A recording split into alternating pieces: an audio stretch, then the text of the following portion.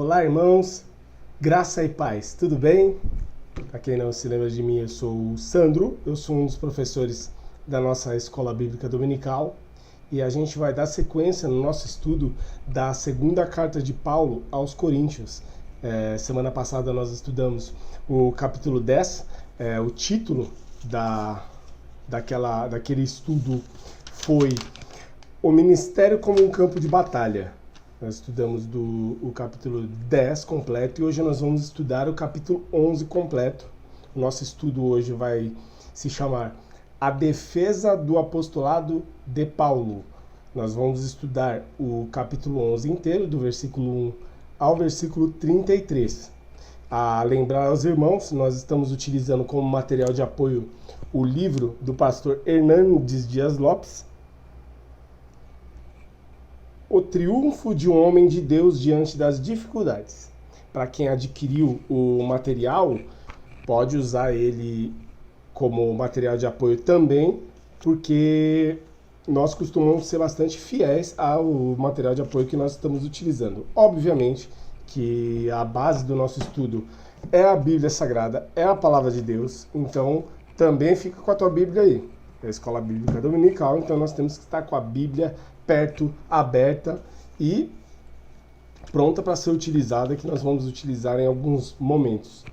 Eu quero convidar vocês para que a gente possa orar a Deus para iniciar nosso estudo, pedir ao Senhor que nos dirija, que nos abra o entendimento para que nós possamos aprender com a sua palavra. Vamos orar. Pai bendito, nós neste momento agradecemos ao Senhor por mais um dia de vida, agradecemos ao Senhor por mais uma oportunidade de estarmos aqui, Senhor, neste canal, falando da Tua Palavra, falando, Senhor, dos mistérios da Tua graça, que o Teu Espírito Santo possa, Senhor, iluminar os nossos corações, abrir os nossos corações para que nós possamos receber a Sua Palavra. Dirige-nos, Pai, com sabedoria, com o Teu Espírito Santo, para que todos nós sejamos edificados. Te agradecemos por tudo, Pai, em nome de Jesus. Amém. Amados, não vou fazer como costumeiramente faço, né? Porque são muitos versículos e a gente precisa otimizar um pouco o tempo. Então eu vou tentar ser o mais breve possível na leitura dos textos bíblicos para que a gente consiga tirar o máximo de ensino. Tem bastante coisa para falar, então eu gostaria de, à medida que eu for lendo o texto bíblico, pontuando cada um dos ensinos, cada uma das lições que o texto vai nos dar. Então eu gostaria que os irmãos ficassem com a sua Bíblia em mãos, em punho, para que a gente possa ir acompanhando, fazendo a leitura versículo a versículo ou tema a tema, para que a gente consiga otimizar o nosso tempo e fazer o estudo do capítulo todo hoje. Amém? Vamos então?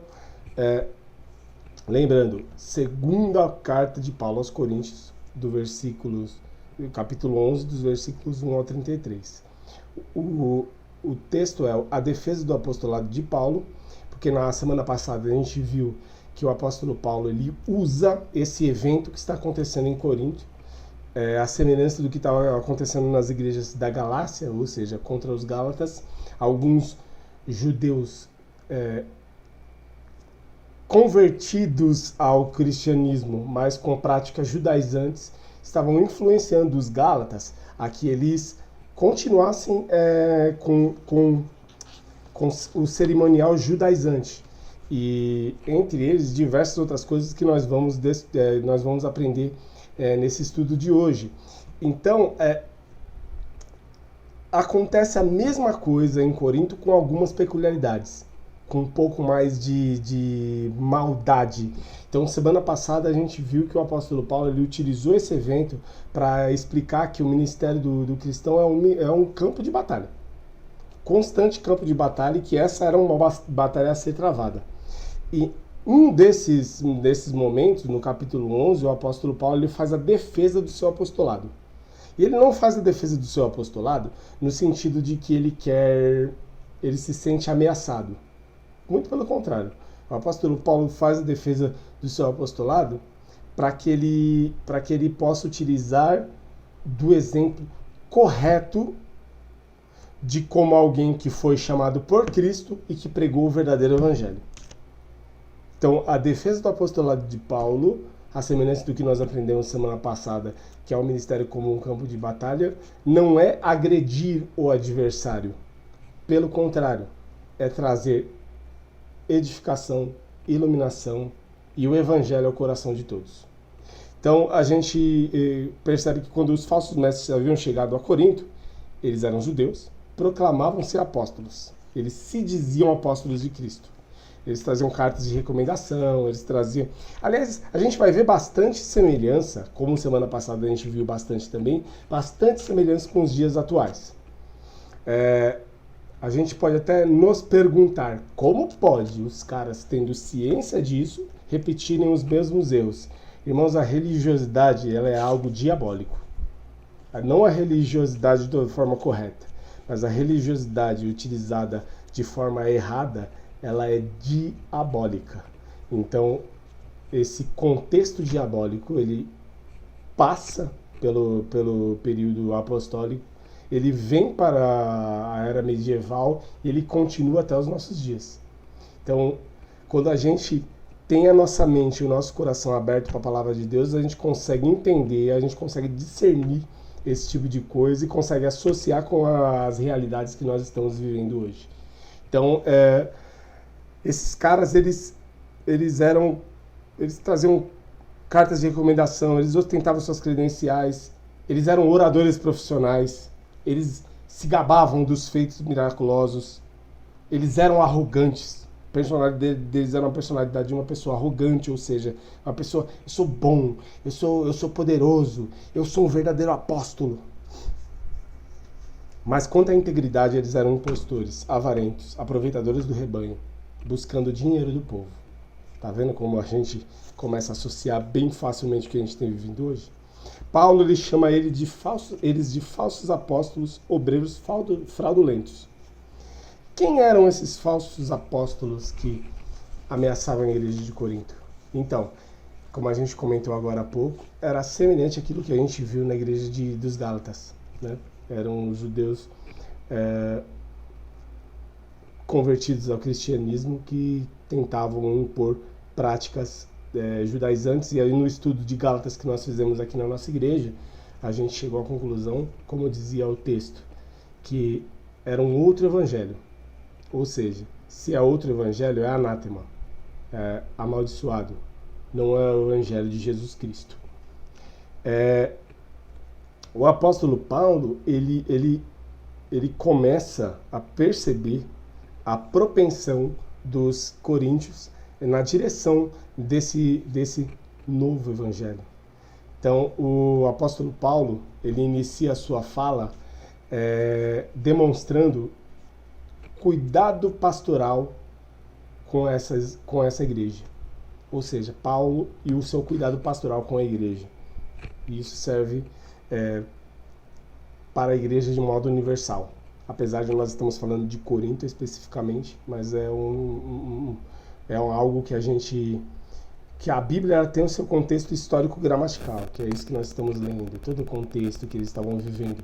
Mas a mensagem, o discernir a mensagem, isso é evangélico. Isso é evangelho. Então a gente precisa entender que o cuidado pastoral de Paulo pela igreja não é só para os coríntios, é para todas as igrejas. E nós, aprendendo e entendendo e discernindo esse ensino, a gente também adquire esse mesmo cuidado. Então, o apóstolo Paulo, ele inicia a sua mensagem dizendo: ora, quisera eu que me suportasseis um pouco mais na minha loucura. Suportai-me, pois. Ou seja, o apóstolo Paulo, ele se refere nesse versículo a de empregar os mesmos métodos dos falsos mestres para combatê-los. Eu quisera que vocês me suportassem um pouco mais na minha loucura. Suportai-me, pois, já que vocês suportam a loucura deles. A gente viu no último estudo da semana passada que, como diz no capítulo 10, versículo 18, porque não é aprovado quem a si mesmo se louva, e sim aquele a quem o Senhor louva. Ele estava fazendo uma provocação em relação a esses falsos apóstolos, porque eles se louvavam, eles se exaltavam. Então o apóstolo Paulo, ele inicia esse seu cuidado pastoral fazendo uma menção a este cuidado que ele tinha em alguns tópicos. O primeiro dele é ao seu zelo. A gente verifica no versículo 2 que ele fala: porque zelo por vós com zelo de Deus, visto que vos tenho preparado para vos apresentar como virgem pura a um só esposo, que é Cristo. Ou seja, Paulo ele tem o seu cuidado pastoral pela igreja e ele explica ponto a ponto os motivos do seu cuidado. Então, qual é o motivo do seu zelo? O motivo do zelo de Paulo é apresentar a igreja como uma noiva imaculada, uma noiva impecável, uma noiva pura. Como diz lá em Efésios 5:27, santa, gloriosa, imaculada, sem ruga e nem defeito. A igreja ela é a noiva de Cristo. Então, a igreja ela deve se apresentar para ele como uma noiva incontaminada. Agora, o que é o contaminar-se? O contaminar-se é outro evangelho. É já não seguir mais o evangelho puro. Esse é o zelo de Paulo para com a igreja. O propósito principal. Tem outros que a gente vai ver mais para frente, mas o propósito principal, o zelo de Paulo pela igreja, é apresentar ela como uma noiva imaculada, santa, perfeita. A gente vai falar sobre perfeição. O Colin Kruse, ele, que é um teólogo, ele fala um pouco sobre essa questão do apresentar a noiva imaculada. Ele diz assim, ó, porque tem um contexto do porquê o Paulo usa essa ilustração. Ele fala assim, o casamento entre judeus do tempo de Paulo compôs-se de duas cerimônias separadas, o noivado e a cerimônia nupcial, que consumava o casamento. Em geral, entre uma e outra cerimônia decorria um ano, mas durante esse período a noiva era considerada legalmente a esposa do noivo, embora permanecesse virgem. O contrato de noivado tinha valor legal e só podia ser rompido pela morte ou por uma carta informal de divórcio.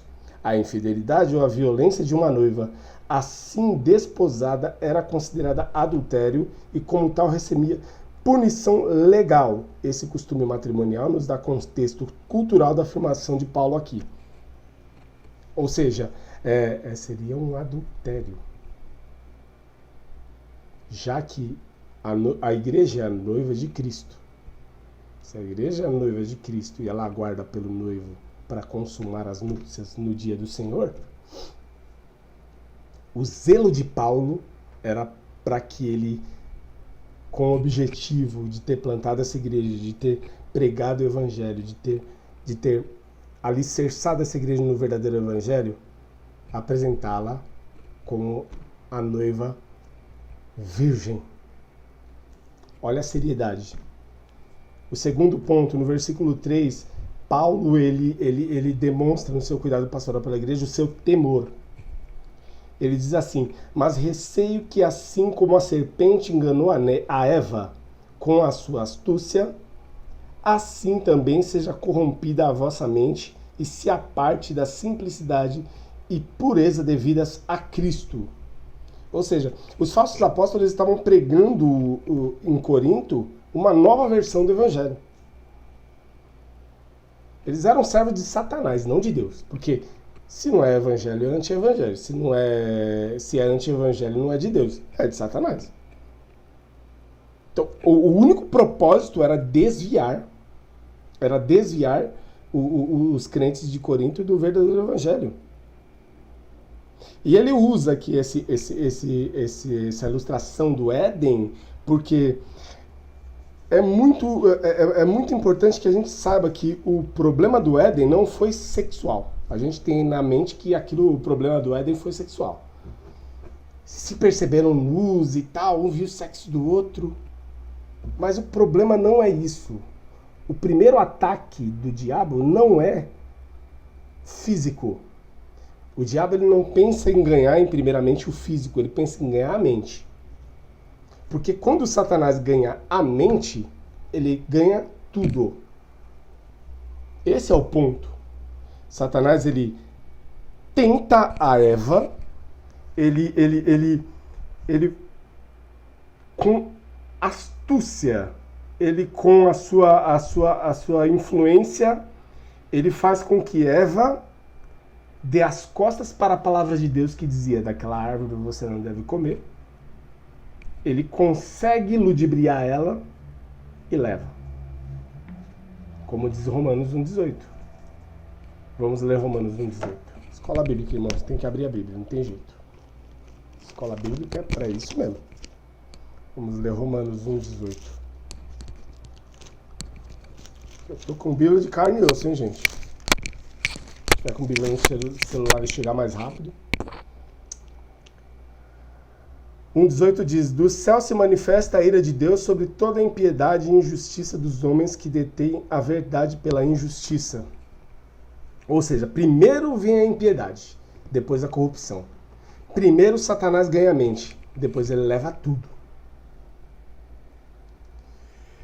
O Bruce Barton, que é um outro teólogo, ele diz: o foco aqui é a mente dos coríntios. O pecado começa com os pensamentos. A serpente primeiro tentou convencer Eva que a palavra de Deus não era o melhor para ela, que havia mais vantagens de desobedecer a Deus do que obedecê-lo. Satanás sabia que se a mente fosse convencida, as ações seguiriam imediatamente. Eva foi persuadida pela mentira de Satanás e em seguida comeu do fruto proibido. Da mesma forma, os falsos mestres eram servos de Satanás, enganando os coríntios para abandonarem sua devoção a Cristo. Paulo sabia que a mente é o principal campo de batalha na guerra espiritual, como nós estudamos na semana passada. Por essa razão, tratou com os falsos mestres de forma tão incisiva. Ou seja, o temor de Paulo era que eles conseguissem ganhar a mente dos coríntios, porque sabia que ganhando a mente, eles levavam tudo. Em terceiro lugar, do cuidado pastoral de Paulo, é a sua denúncia. E aqui ele diz no versículo 4: se na verdade vindo alguém prega outro Jesus que não temos pregado, ou se aceitais espírito diferente que não tendes recebido, ou evangelho diferente que não tendes abraçado, a esse de boamente o tolerais. Ou seja, a igreja de Corinto estava sendo tolerante com esses falsos apóstolos e intolerante com Paulo, que representava o verdadeiro evangelho. E esses falsos apóstolos, eles traziam na bagagem deles três coisas que o autor da revista ele destaca, e eu achei muito interessante. Eles pregavam um outro Jesus. Ou seja, não era o Jesus da Bíblia, o Jesus que a gente conhece. Era um Jesus triunfalista. Olha só como se assemelha com os dias de hoje, né? Jesus poderoso. Jesus que faz milagre, que dá vitória, que te faz enriquecer, que te faz ser... tudo igual. Tudo igual. Eles só pregavam Jesus dos milagres. Eles não pregavam o Jesus que experimentou fraqueza, que experimentou humilhação, perseguição, sofrimento. Do Jesus que experimentou a morte. A gente estudou na primeira carta de Paulo aos Coríntios que a centralidade da Bíblia não está nos milagres de Jesus, nem nas demonstrações de poder. Quem pensar isso já foi, volta as casinhas para o início e começa de novo. Se você acha que a centralidade do Evangelho está no poder, nos milagres, nisso tudo aí, pode voltar para o começo. Você não entendeu absolutamente nada. Porque a centralidade do Evangelho, da Bíblia e de tudo que se refere a Jesus está na sua morte e ressurreição. Ah, mas Deus não pode fazer milagre. Não tem coisa que Deus não possa. Só que esse nunca foi o propósito. Foi só esse o propósito, baixava um pacote de poder em todo mundo e a gente saía explodindo tudo. E não é assim. Nós nos fazemos participantes do sofrimento de Cristo. E a morte de Jesus e sua ressurreição nos fez morrer e nos fará ressuscitar no último dia.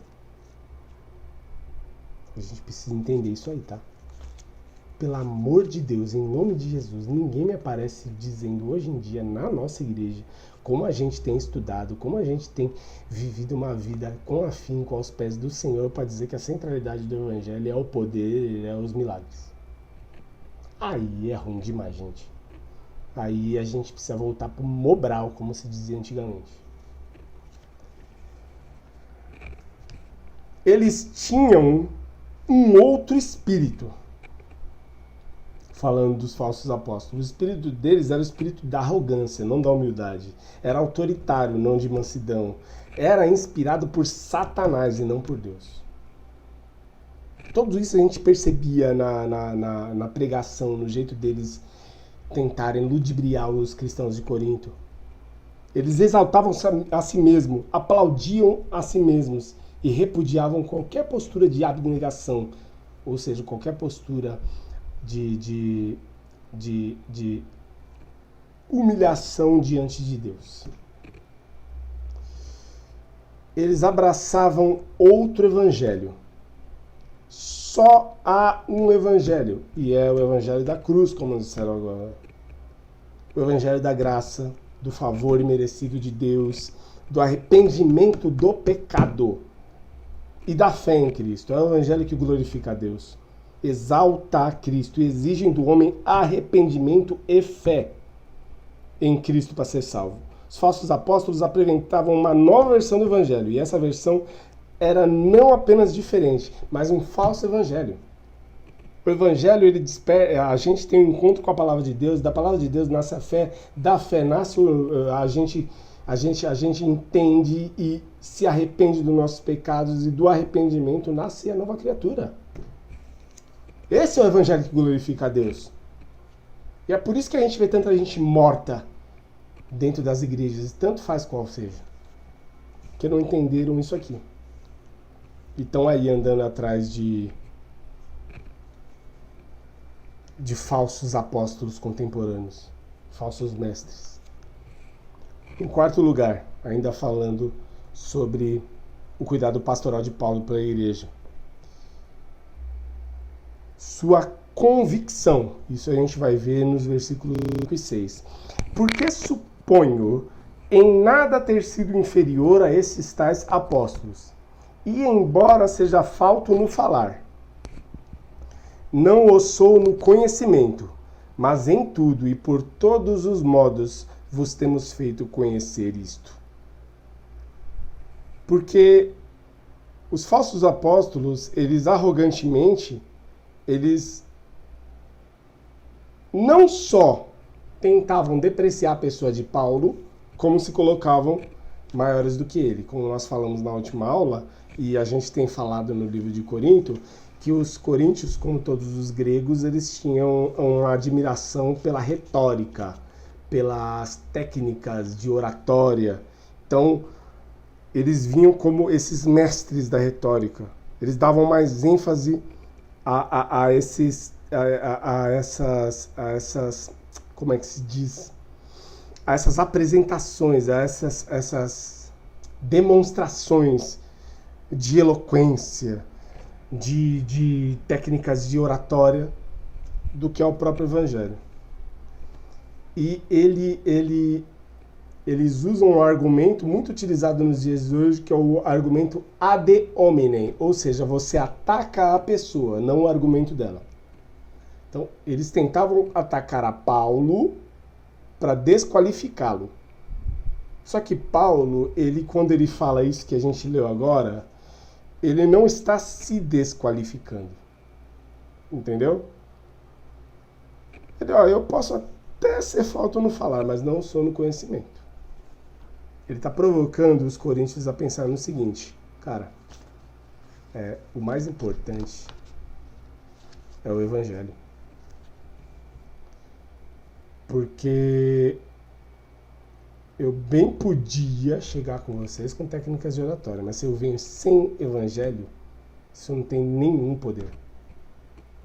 Como o pastor Ed Renekiewicz disse uma vez, a gente é o levantador, como num jogo de vôlei, nós somos o levantador. A bola é a palavra. E quem é o atacante é o Espírito Santo. Quando a gente vem com a palavra, a gente levanta a palavra, o Espírito Santo vem e corta. Dá na quadra. Agora, se a gente levanta outra coisa que não é a palavra, o Espírito Santo nem sobe. Vai lá e cai. Entende isso? Vamos para outro tema. A loucura deliberada de Paulo. Não, minto. Tem um tema antes. A abnegação pessoal de Paulo pela igreja.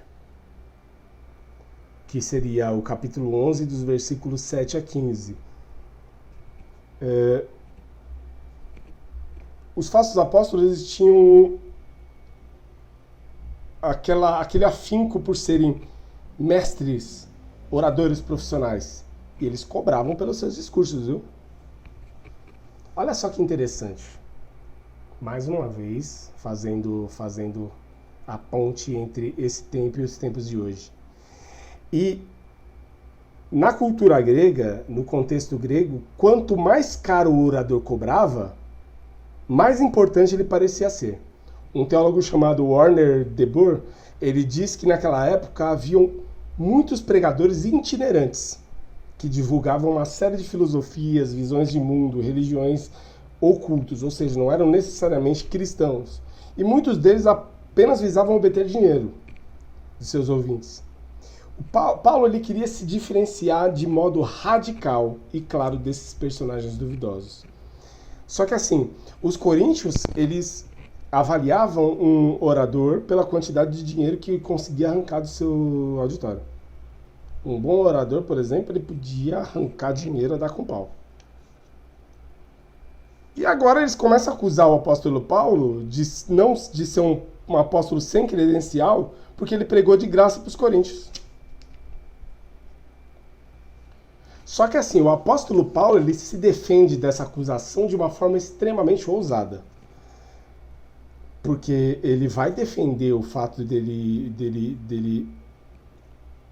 dessa abnegação dele em favor dos coríntios.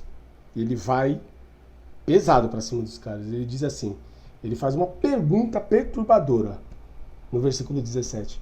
Cometia eu porventura algum pecado pelo fato de viver humildemente para que fosseis vós exaltados, visto que gratuitamente vos anunciei o evangelho de Deus? Paulo ele não estava fazendo pouco caso dos coríntios, ele estava provocando eles. Ele estava mostrando para os coríntios que os opositores, os falsos apóstolos, eles estavam invertendo os fatos. Que o evangelho é aquilo, de graça recebesse, de graça dai. Porque quem o deu, nos deu de graça e pela sua graça. Se eles cobravam, isso significa que o evangelho não veio de Deus e não era graça.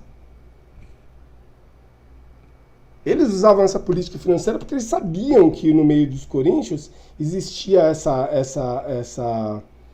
ideia da cultura das escolas filosóficas gregas, de que quanto mais o cara cobrasse, quanto mais ele arrancasse dinheiro da plateia, porque ele era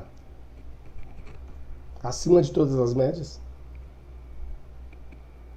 Mas o Paulo pregava de graça o verdadeiro evangelho. O Warner de Boer, ele diz que a pobreza de Paulo era uma espécie de escândalo para os coríntios. Afinal, essa situação não era digna de um verdadeiro enviado de Deus. Um autêntico emissário do grande rei não podia ser tão humilde e precário. E ainda hoje, né, irmãos? Tem muita gente que acha isso. Que um crente não pode não pode ser pobre, que o crente não pode viver numa favela, não pode ter um emprego simples, não pode viver uma vida simples. Se você também é desses que acha que riqueza é sinal da bênção de Deus, vou falar para você voltar também lá no começo. Porque não dá. O evangelho não tem nada a ver com isso.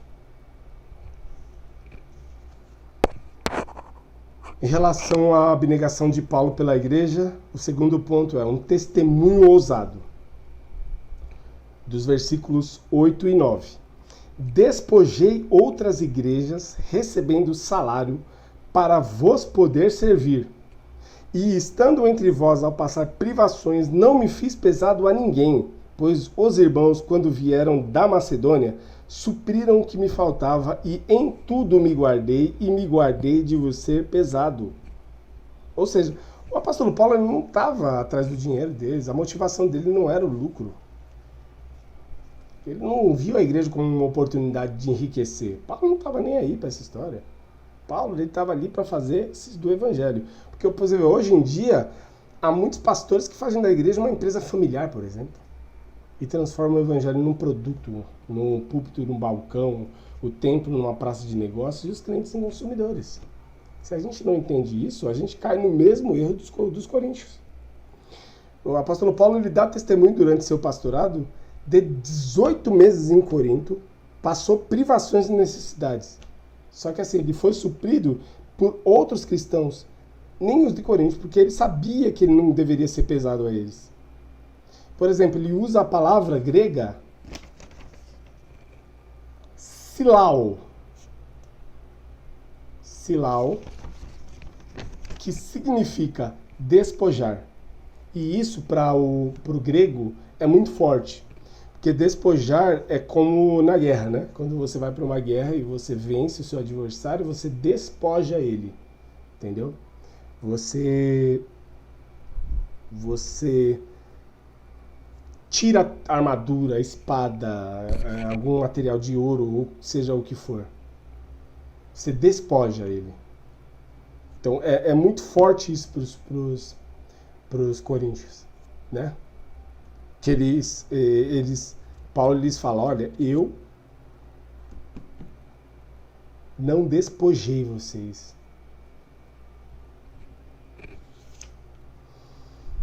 Em terceiro lugar, uma defesa eloquente. Versículos 10 e 12, ao 12. Diz, a verdade de Cristo está em mim. Por isso não me será tirada esta glória nas regiões da Acaia. Por que razão? É porque não vos amo? Deus o sabe. Mas o que eu faço e farei é para cortar ocasião àqueles que a buscam com o intuito de serem considerados iguais a nós, naquilo em que se gloriam. Ou seja, diante da acusação falsa dos apóstolos impostores, que Paulo não amava os crentes por não receber salário deles, ele reafirma o seu amor por eles. E ele está disposto a não dar munição para esses inimigos que se vangloriam dele. Ele está dizendo o seguinte, irmãos, que esses caras querem ser iguais a nós, mas eles não têm o evangelho. Isso falando dos apóstolos verdadeiros. Eles não trazem o evangelho. Eles não têm como. Ainda falando sobre a abnegação pessoal de Paulo pela igreja, uma condenação categórica. A gente vai ler os versículos do capítulo 11, 13 ao 15, que diz assim, porque os tais são falsos apóstolos, obreiros fraudulentos, transformando-se em apóstolos de Cristo, e não é de admirar, porque o próprio Satanás se transforma em anjo de luz. Olha isso. Não é muito, pois, que os seus próprios ministros se transformem em ministros de justiça, e o fim deles será conforme as suas obras.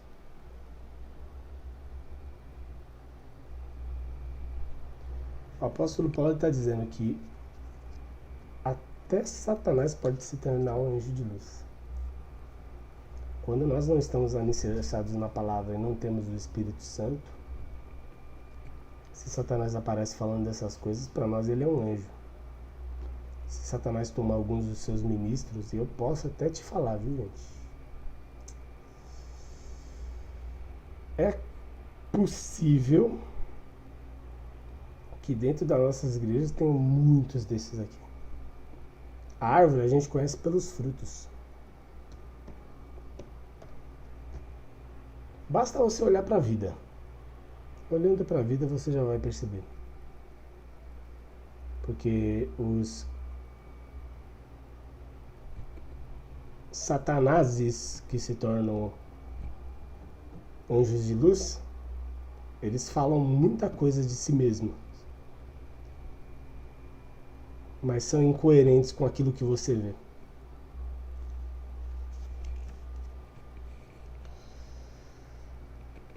Esses falsos apóstolos se disfarçavam de apóstolos de Cristo. Eles revestiram a si mesmos dessa autoridade. A motivação deles não era a glória de Deus, mas o dinheiro. São obreiros fraudulentos. A palavra grega que o Paulo usa aqui é dolios. Dolios. Que significa enganador, trapaceiro, fraudulento. Na língua deles ele está colocando, esses caras são dolios. E o significado básico dessa palavra é isca de peixe, para peixe. Ou seja, são estratégias para enganar ou prender. Eles não são verdadeiros, nem a mensagem deles será estribada na verdade. O mesmo Satanás que se transforma em anjo de luz para enganar, fez desses falsos apóstolos ministros de justiça. O fim deles, porém, será a condenação no tribunal de Cristo. Deles, de Satanás e todos que vivem a mentira, a fraude, a trapaça, o engano. A gente pode enganar muita gente nessa vida. A gente só não consegue enganar a Deus.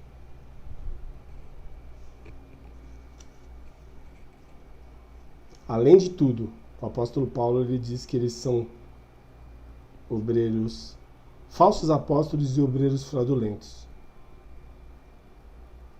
Ele diz que eles são falsos apóstolos e obreiros fraudulentos. E eu digo que eles são mentirosos. E que tem muitos desses entre nós.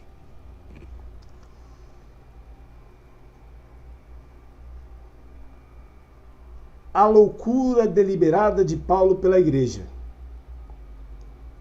O capítulo 11, os versículos é do 16 ao 23a.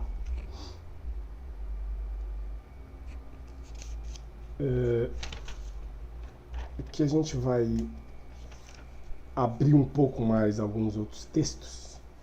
Mas vamos fazer a leitura do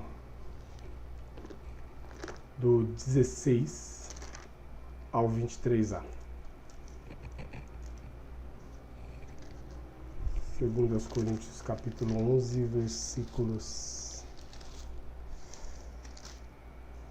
16 ao 23a. Por quê? Por que não vos amo? Deus o sabe. Oh, meu Deus, dei errado. 16. Outra vez digo, ninguém me julgue insensato, ou não receber-me como insensato, para que também me glorie um pouco. Ou então receber-me como insensato, para que também me glorie um pouco. O que digo, não o digo segundo o Senhor, mas como por loucura, posto que muitos se gloriam segundo a carne. Eu também me gloriarei, sendo vós insensatos, de boa mente tolerais os insensatos. Com efeito, suportais até aquele que vos escraviza ou vos devora, ou vos engana, ou vos trata com desprezo, ou vos fere no rosto. Envergonhado, digo, como se nós fôssemos fracos, mas no que qualquer tem ousadia. Com insensatez falo, também eu tenho ousadia. São hebreus? Também eu. São israelitas? Também eu. São descendentes de Abraão? Também eu. São ministros de Cristo? Falo como fora de mim, eu ainda mais. O apóstolo Paulo está sendo irônico aqui, né? A gente percebe o tom de ironia do apóstolo Paulo. Dizendo, já que vocês só recebem os insensatos, recebe eu também como insensato. Recebe eu também como insensato. Porque o Paulo sabe que o autoelogio conduz à destruição. Isso é que a gente vê, por exemplo, no Salmo 12:13. Vamos ler o Salmo 12:13. Escola bíblica, irmãos. Abrir e fechar a Bíblia muitas vezes. Salmo 12:13.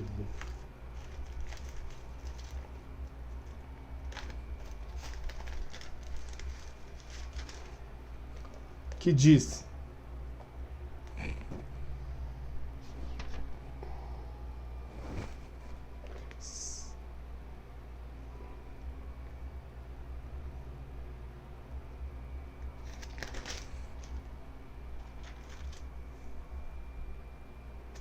salva-nos, Senhor, pois faltam os homens piedosos. São poucos os fiéis entre os filhos dos homens.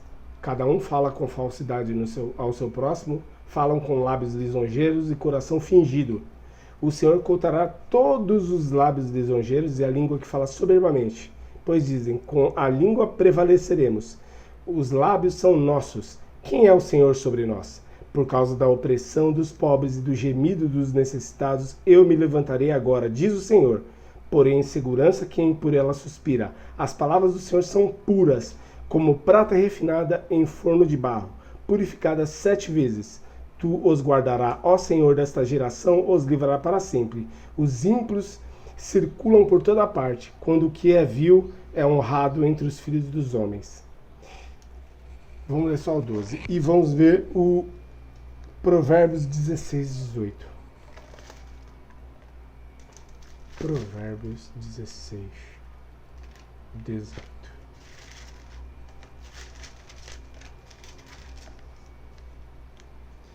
A soberba precede a ruína, e a altivez do espírito a queda. 19 diz: melhor é ser humilde de espírito com os mansos que repartir o despojo com os soberbos.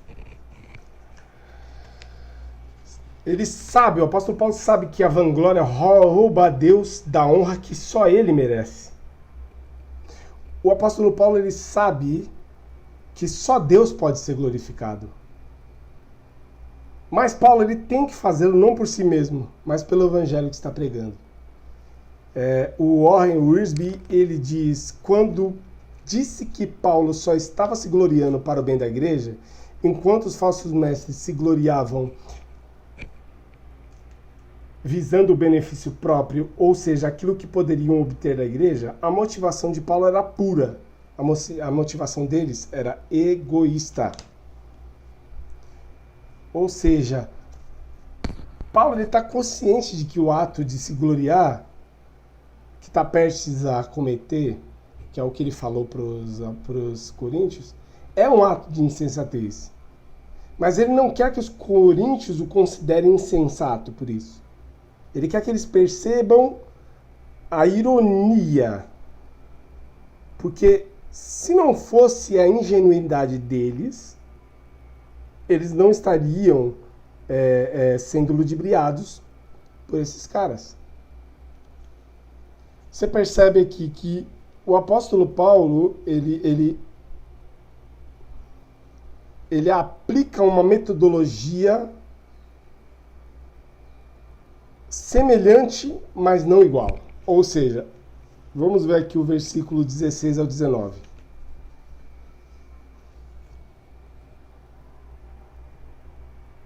Outra vez nos digo, ninguém me julgue insensato. Ou então receber-me como insensato para que também me glorie um pouco. O que eu digo, não digo segundo o Senhor, mas como por loucura, nesta confiança de gloriar-me. Posto que, se gloriam segundo a carne, eu também me gloriarei. Sendo vós sensatos, de boa mente, tolerai os insensatos, já que vocês são sensatos, então me gloria como um insensato também. É uma provocação, é uma ironia.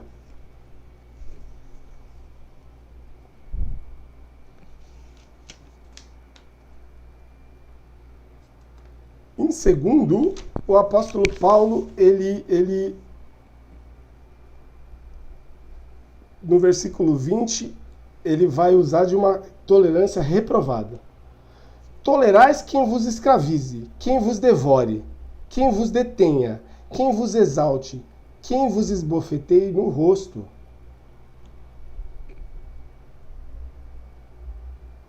Ou seja, eles prestigiavam os falsos mestres que os oprimiam. Mas eles rejeitavam o que foi o seu pai espiritual, o que lhes deu o evangelho, o que lhes trouxe a possibilidade de conhecer o evangelho. E não é parecido com hoje também, irmãos? As pessoas rejeitam quem prega o verdadeiro evangelho e defende com unhas e dentes aqueles que usam ele só para ganhar dinheiro.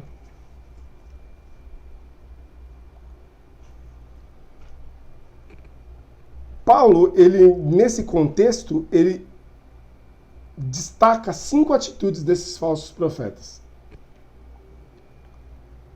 Eles escravizam seus seguidores. Eles se apropriam dos seus bens. E aqui ele usa uma palavra pesada. O Colin Kruse, ele diz que a palavra grega katesteiei significa consumir. Ou seja, eles se apropriam gananciosamente dos seus bens. Eles consomem os bens dos coríntios. Eles se comportam com arrogância. Ou seja, eles usam as pessoas como... Eles são como iscas de peixe, como anzóis que pescam peixes. Eles estão fisgando os coríntios. Ah, mas Jesus não disse para Pedro que ele seria um pescador de homens? Então, né? Só que Pedro é um pescador de homens para a vida eterna. Esses caras aqui estão pescando pessoas para o seu enriquecimento pessoal. A gente não pode usar a Bíblia sem contexto, né? Eles eram truculentos com suas atitudes. E aqui ele usa um verbo grego do grego. Eles bofeteiam os crentes ao invés de velar pela sua alma. Eles bofeteiam no sentido de impor-se. Não zelam pelas suas armas como um pastor. E o termo grego, o verbo grego usado aqui tem muito a ver com hoje em dia. O verbo é dero, D-E-R-O, dero, que significa esfolar, ou seja, ele esfola. Tem uma linguagem comercial aí da galera que trabalha no comércio, que vai esfolar o frango, né, para poder arrancar tudo.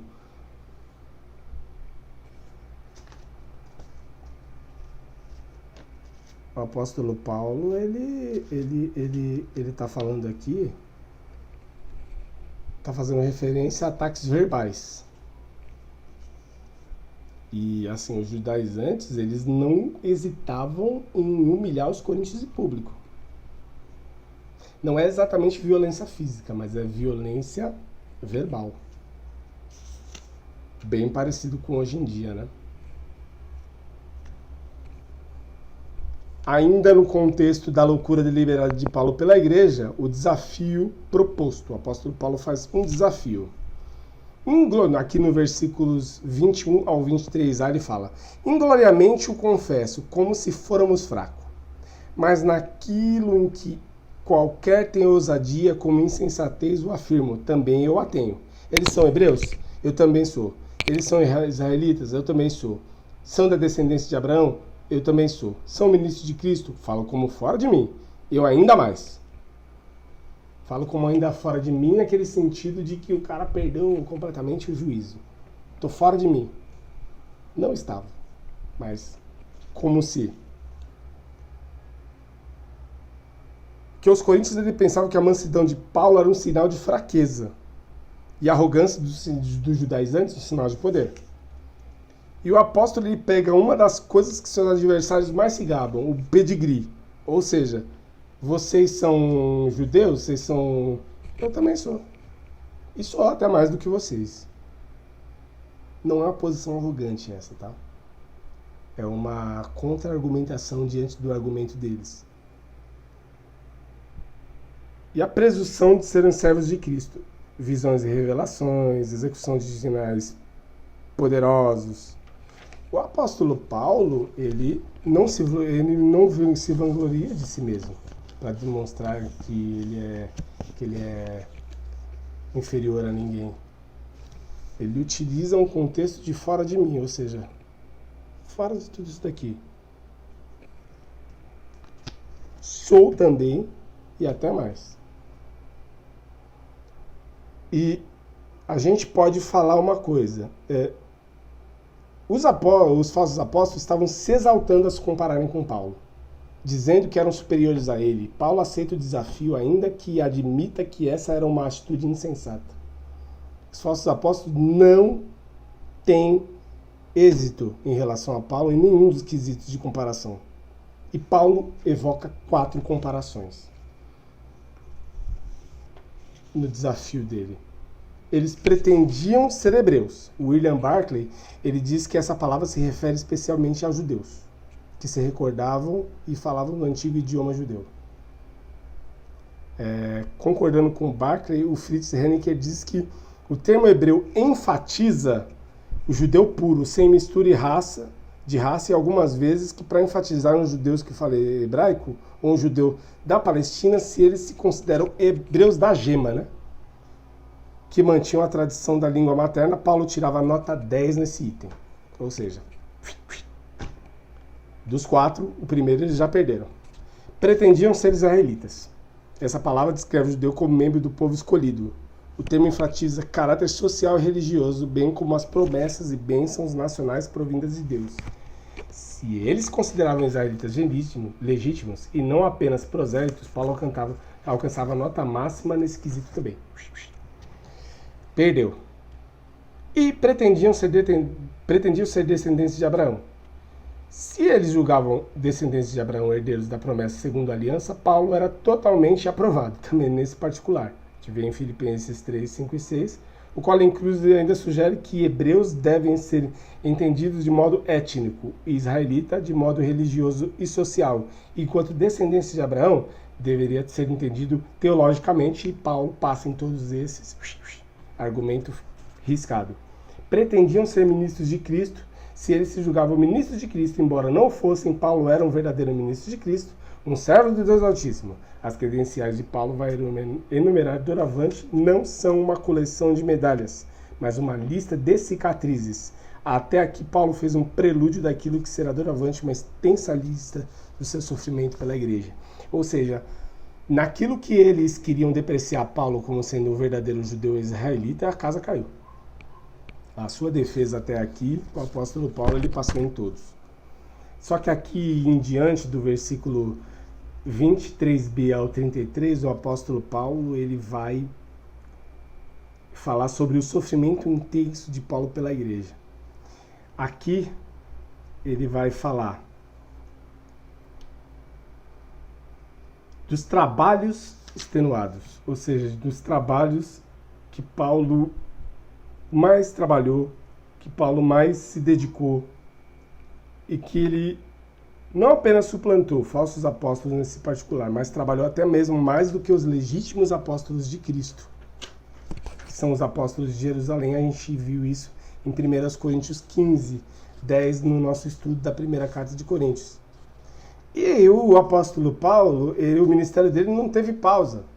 Ele teve castigos físicos extremados. Como diz aqui no 23b ao 25, muito mais em prisões, em açoites, sem medida, em perigos de morte, muitas vezes 5 vezes recebi dos judeus uma quarentena de açoites, menos um. Fui 3 vezes fustigado com varas, uma vez apedrejado. Então aqui a gente destaca 4 castigos sofridos por Paulo. As prisões. Ou seja, o apóstolo Paulo ele foi preso em Filipos, ele foi preso em Jerusalém, ele foi preso em Cesareia, em Roma. Paulo passou parte da sua atividade apostólica preso. Ele poderia estar encarcerado, mas ele não deixava de pregar. Os açoites. Não foram poucas vezes que Paulo foi açoitado. O livro de Atos, por exemplo, é exaustivo. A gente vê quantas vezes o apóstolo Paulo foi açoitado. Os perigos de morte.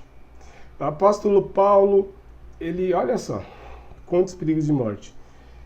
Ele não teve nem folga nem descanso. Ele foi perseguido em Damasco, apedrejado em Listra, açoitado em Filipos, escorraçado em Tessalônica, enxotado em Bereia, levado ao tribunal em Corinto, perturbado em Éfeso, preso em Jerusalém, acusado em Cesareia, mordido por uma víbora em Malta e decapitado em Roma. E o flagelo de ser fustigado com varas. Se a quarentena de açoites, que era o castigo judaico, fustigar com varas era um castigo romano, e o apóstolo Paulo apanhou dos dois jeitos. E o apedrejamento? O apóstolo Paulo foi apedrejado em Listra, foi arrastado na cidade como morto. Deus o levantou milagrosamente para prosseguir o seu trabalho missionário. A vida de Paulo, irmãos, é um milagre. Seu sofrimento, monumento, suas cicatrizes, seu vibrante testemunho. E em terceiro lugar, falando do sofrimento extenso de Paulo pela igreja, as viagens perigosas.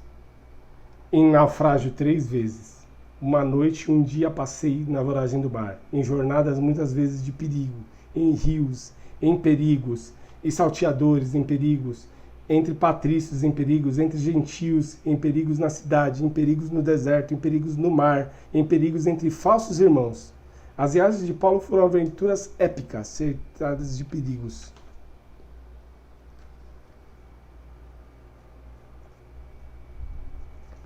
Paulo, ele passa por privações e necessidades dolorosas, como nós vemos no versículo 27, em trabalhos e fatigas, em vigílias, muitas vezes em fome e sede, em jejuns. Paulo trabalhava não só na obra, mas também para o seu próprio sustento. A preocupação com todas as igrejas, que é no versículo 28, além dessas coisas exteriores, ao que pesa sobre mim diariamente, a preocupação com todas as igrejas. Ou seja, a atitude de Paulo em relação aos falsos apóstolos é gritantemente diferente, gritantemente superior, gritantemente evangélica, né? Evangélica, ou seja, referente ao evangelho. Warren Wiersbe diz que outras experiências haviam sido exteriores às ocasionais, mas o peso das igrejas era interior e constante, ou seja, Paulo pensava nas igrejas o tempo todo. Em sexto lugar e último, que é os versículos 32 e 33, o autor da revista chama de fuga ignominiosa, que significa humilhante, expositória. Ele foi exposto, humilhado nessa fuga. Em Damasco, o governador preposto do rei Aretas montou guarda na cidade dos damascenos para me prender, mas num grande cesto me desceram por uma janela da muralha. Assim abaixo, e assim me livrei das suas mãos. No auge da narrativa dos seus sofrimentos, Paulo fala da experiência humilhante em Damasco. E aí o que a gente entende dessa história toda? O Colin Kruse, ele vai dizer que essa fuga ignominiosa de Damasco, que Paulo narra, contém pouquíssimos elementos do que ele pudesse se vangloriar. É o primeiro de muitos perigos de morte que ele teve, que ele experimentou. Esses primeiros acontecimentos nos marcaram profundamente. E precisamente essa imagem da recordação revela de forma singular sua fraqueza. Ou seja, o apóstolo Paulo, de tudo que ele viveu, de tudo que ele pode se autoafirmar, no final ele fecha com essa fala para dizer: eu não sou melhor do que ninguém. Apesar de tudo, eu só estou defendendo aquilo que o Cristo, que Jesus me comissionou a fazer. A minha defesa pelo meu apostolado é a defesa de quem é chamado por Cristo. A minha defesa pelo meu apostolado é a minha defesa de um defensor do Evangelho, plantador de igrejas, alguém que viveu e dedicou a sua vida ao Evangelho de Cristo. Que a gente consiga entender isso, irmãos. Que a gente consiga viver isso. Que a gente consiga, através da experiência de Paulo, trazer a Bíblia para a vida. E que essa experiência nos inspire a viver uma vida de humildade e uma vida de serviço ao Evangelho de Jesus Cristo. Amém? Que Deus assim nos abençoe. e que Deus possa falar mais nos nossos corações. Que vocês tenham todos um bom domingo. Nos vemos mais tarde à noite no culto, para a glória e honra do nosso Senhor Jesus Cristo. Deus abençoe a todos, irmãos. Graça e paz.